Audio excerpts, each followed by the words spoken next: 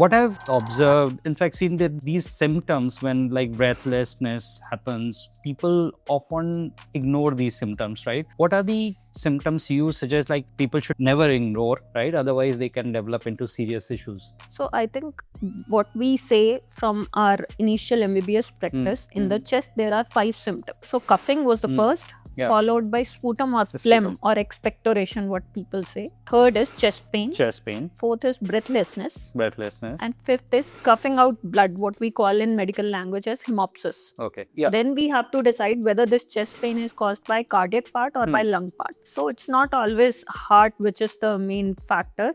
It could be an acidity pain, it could be an heart pain, but it could be lung also. Lung pain as well. So Right. if you have a pneumonia in any part of the lung, it will cause chest pain in Right, that right. area. Absolutely, If you are absolutely. having water in your lung, that is, there are 2 layers above the lung. In between that, there is excessive accumulation of, so that also leads to chest pain. So there are multiple causes in the chest also which can lead to chest pain. But then we have to evaluate it. So if Right. any person who is having these symptoms persistently, please go and see your pulmonologist.